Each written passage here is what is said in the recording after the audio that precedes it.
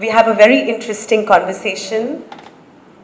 Someone who's been with us, who's coming all the way from Kochi. We have an experienced filmmaker, an experience of a lifetime, over 3 decades. We have someone who has set up India's first integrated film school. He is a filmmaker of much acclaim. He is also the director of the Yogini 64 documentary, surprise. So there's been a documentary that Beena and our guest of honor have been busy making. Yes, I will invite you. Please put your hands together to welcome Jain Joseph, the founder of the Neo Film School and the director of Y64 Yoginis documentary. Beena, I invite you also to initiate this wonderful conversation with Jain. So, for last 3 days this is happening. So as Mansi was saying in the morning, it's reaching the crescendo of the whole 5-day event. And I don't know what have been talked and speak upon in last 3 days. So maybe you people also will have to help me in this dialogue. It would be better to be as a dialogue. But however, I'll just put a small framework where my thought goes on when I think of Yogini and when I started shooting Y64. So the title Y64 was given, actually it was a question like why 64? And it's WHY, Y64. So then I thought it could be a little trendy by using the initials Y64. But later on we realized that there is 64,000 crores yoginis, that is 64 billion yoginis. It's not just 64. We were coming across like 64 and 81 and limited numbers, but later on when the study went deeper down, we realized that when we say 64,000 crore, it's not countable. Maybe it's an equivalent for saying infinity, or there is an infinite number of yoginis. So my interest on this subject has started a little earlier during my college days, because more than my interest was in the dualities in life. So dualities in art, dualities in design, dualities in philosophy and spirituality. So I was always looking for these dualities. And as in life, we observe everything is like duality. Like even if you take a chocolate is bitter in taste and you add sugar into that. So it's the mix of opposites. And I myself is a cinematographer, a photographer who has been trained from Film Institute Pune. So there also I found that photography is all about mixing light and darkness. And when we come to music, again it's a mix and blend of sound and silence. If it's just a sound, it just goes on like it goes, and nobody calls it a music. Maybe it's a noise. So it's again mixing of silence and sound. So all my thought process was going on like that, and nearly at an age of 24, 25, after Film Institute, when my mother died, when I was alone, naturally I got into like more yogic practices and all, and things had gone little haywire. So I found that it is difficult to learn without a guru. So better I stopped that, and I dropped maybe after say 1.5 years. But those learnings and practices which I had at that time was much helpful when I landed up to shoot this documentary and in my discussions with Beena. So this is how it has already started. And regarding this duality, in our life, as I told about this chocolate, there's also day and night. and day and night, and the beautiful moments of this union. That's the most beautiful moments of that composition. Like we call Trisandhya, no? Evening. Evening is when the day meets night, and those moments of the twilight moments are the most magical. Even in our language of photography, we say it as like magical hour. The moment the sun has gone down, you can't see the sun, but you can still feel the light. That is the twilight moments, which we call magic hour, and yeah, of course, male and female, the most beautiful moments are again their union, even when they exist as two different entities. So, all these were in my mind, and yoga is again meaning union. So then the question comes like, what is the union? Which all are the duals participating in this union? Like this union called yoga. So all this has led to the scripting and the thought process of Y64, and it was so interesting. And I should say maybe we should start from here. And yeah, there are a lot more to say, but I don't know whether since this is the topic is little tough. I don't know which level, especially with more experts in front of me. I would rather reserve my comments and discussions to the questions you ask, so that I can just express my understanding and perception about it. It need not be the very right thing, but it can be my perception and my thought on the concept of yoginis. One thing which helped me to understand this is like, if I should, I'm a Christian by religion. So we have also in Bible there is this duality happening. Most of the time there is something called Song of Solomon. Song of Solomon is interpreted as the love song in Bible, and mostly nuns and priests wonder why this love song is in Bible, where we all are very Puritans and clean, and nobody talks about love, and this chapter is really making things difficult in the catechism classes. People come out with doubts from Song of Solomon, and many of the verses are cited in certain films also. Then again this will come up. But the thing is, when I also design museums. So recently, not recently, maybe 4 or 5 years back, I designed a museum for a Christian saint, where she had done nothing physically. It's all the mysticism which is involved. She's a saint who just prayed, nothing else. She didn't establish schools, she didn't establish hospitals. So for a museum, there is nothing to be shown, like what will we show, what will be the design. Then I got a book which was written in 17th century regarding their practices. So there it was well interpreted as the soul is this lover in that Song of Solomon, that human soul. Human soul is yearning to meet the goddess, the god. So that's again the yogic part of it. So it was easy for me to understand since I could see it from different angles. Then you get, like in maths we say, no, when there are more than one or more than 2 points, coordinates, it is easy to shape it up.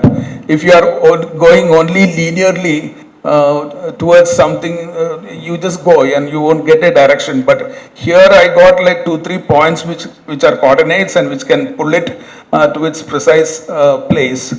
So these all are the things which help me in understanding this. And maybe Beena can ask me one more thing again about the duality. Suddenly it just came to my mind, like from the days when I was in Film Institute, we learned that art is all about like time, space and action. And I used to ask my professors, like, what exactly is this time, space and action? And it's defined by Aristotle, maybe in 5th BC. But actually those answers didn't satisfy me, so I was also thinking about that. And finally now I am very clear about that, like this time and space are the duals, and timing the space is action. So if I start a building, we have slightly bigger buildings for my school. So the moment I do, when a new space has been procured by us, the first thing I put is that I put a clock. I put a clock there, so it is my way of timing that space. And this is actually what is happening in our life also. I think the epitome of creativity is creating life. And when a sperm reaches an ovum, the time just come on and mates the ovum, and from that moment, the timing starts. From the pulsating moment, the timing starts, and when that pulse stops at some point of time, we call it death. So again, going back to the philosophical angle, I've just come across these two words called chronos and kairos. Chronos and kairos are two different times, the flow of times. And chronos, you must be knowing, like chronological order. We have learned in school, no? Like battle and quit India movement, and put it in chronological order. The word chronos come from that. Even our watch, which we wear was called chronometer earlier. So this is chronos, which has got a beginning and a end. Kairos is the flow of time which doesn't have a beginning or a end. So I could easily relate with Shiva and Kala Bhairava, which had happened earlier when we used to travel. When the moment I see this Kala Bhairava, I could understand that okay, there's a Kala defined in that. It relates to the chronos of it. There's a beginning and an end. And for Shiva, when it comes to like time, it's the primordial Shiva Shakti Shiva, which doesn't have a beginning or a end. So whichever the time flows inside us has got a beginning and a end. In Malayalam we say like kalam chedu, tirumeni mari kalam chedu na paraya. The word kalam means that period is over, like that there was a beginning and an end. So once I understood this flow of time, I could make out like the time has to meet a space. And there comes this point of Ardhanarishra, as per my perception. This is only as per my perception. This can be wrong. I think I can share this in this close group. This is not a teaching from my side. This is only my perception. So the time has to touch or enter into a space. And in my design, art and all, I call it like creativity and productivity. Because most of the people, you must have heard like talented people, it is difficult to live and make a living out of their talent. That is because they are only creative. Creativity happens in an obscure internal level. It is not physical, it is metaphysical. So if I create something inside me, I can create any world inside me. The question is, can you produce it? Because unless and until you produce it, nobody can experience it. And if nobody can experience it, nobody is going to respect or recognize or remunerate you. So these two are the duels which I am really dealing with every day with my students and myself with my projects. So when I design a project, it's creativity which is happening inside me, and my wife would ask me like, why are you sitting for the whole day today? Nothing has happened. But I know a lot of things have happened inside my head. So I used to really wish to have two LEDs on my head. One is like there will be a bulb outside the sound studio. When the recording is going on, there is a red glowing. So if I have some LED indicator like that, she will understand that a lot of things are happening inside. So that's the difficult part for a creative person, because his work, which is creativity, is not being experienced to the others.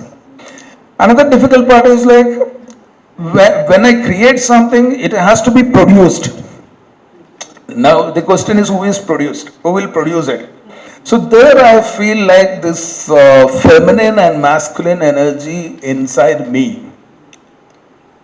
It's like when I design something, when I visualize something, when I create a world inside me, when I have that vision, it's purely masculine energy which is working in me. And the moment I start to produce it, to delegate to people, to share the responsibilities to people skills, because during the time of creation, I am like Shiva,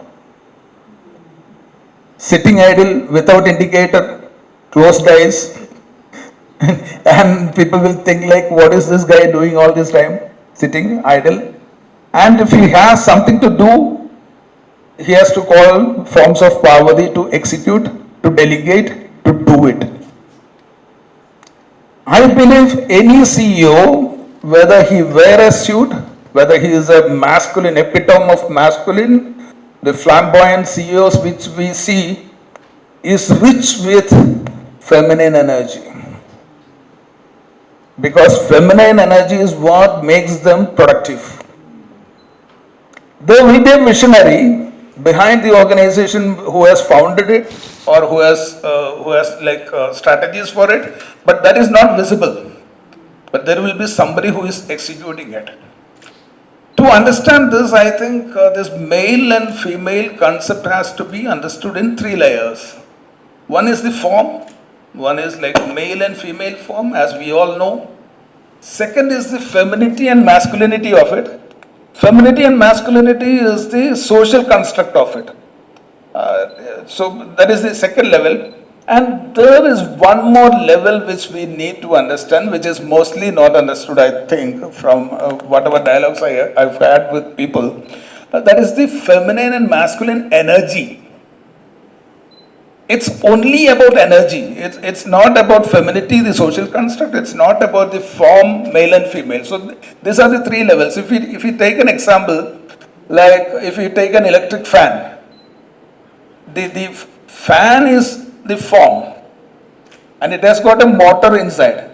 And this motor is same with fan or air conditioner or an electric vehicle. This motor is same. And there is electricity going into that energy.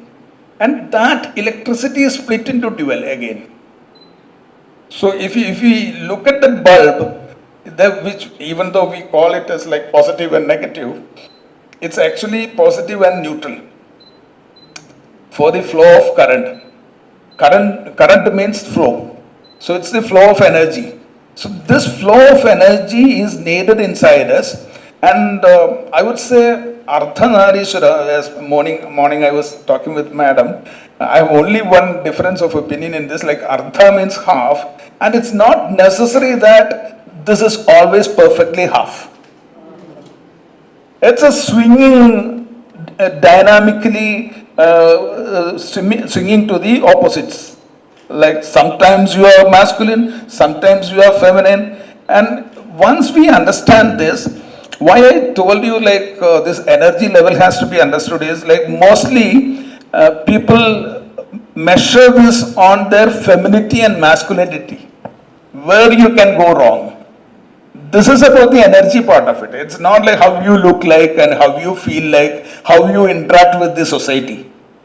Till then this femininity comes. But above that, Ardhanarishwara and the duality concept comes to the energy part of it, where it flows and it definitely swings between these two poles in every one of us. And as this pendulum swings and the needle goes forward, our life goes forward with creativity and productivity by swinging of this. So we have to really oil the machine and make it swing properly without any hesitation, so that our life will be smooth. This is what I would say as an introduction. Thank you. So many happenings around. It was difficult for me to digest.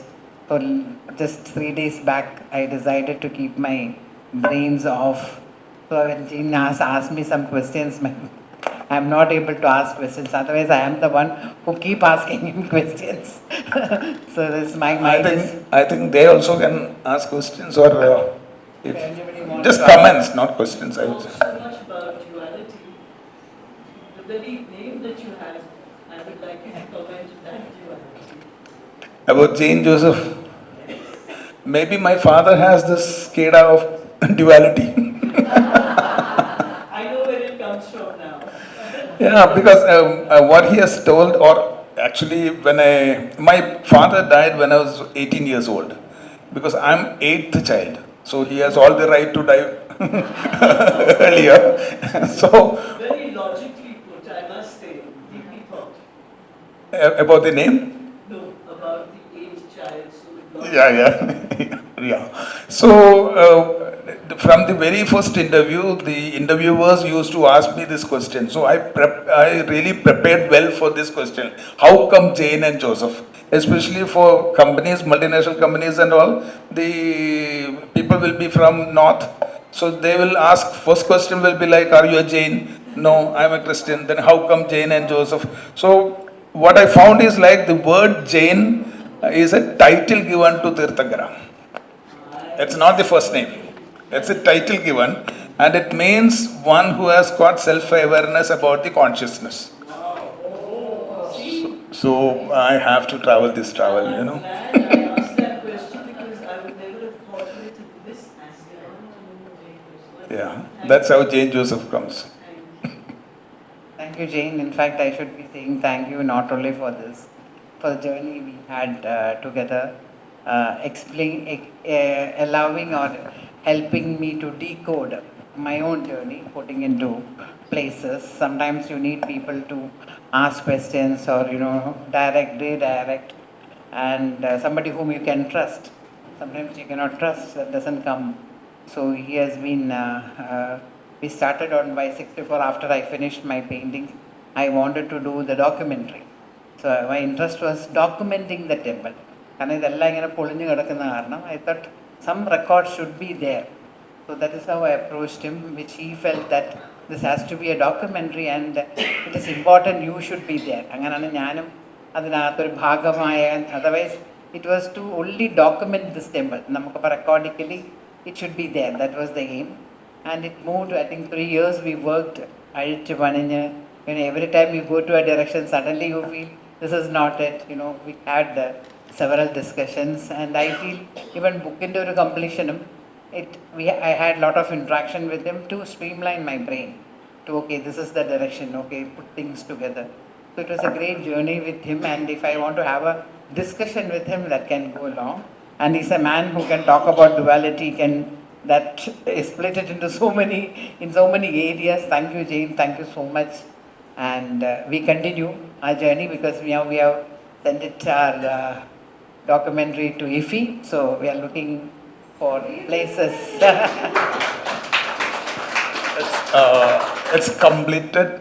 Part 1 is completed because it was a long journey for 3 years. So the moment we finished and packed it to Goa, then we are free, like at least for some time. It can always have an extension after it because the subject is really long, and it's not surfaced now. So if you want to excavate and mine it, there are a lot of things to be added to that as part 2 and 3 and all. Yeah, thank you.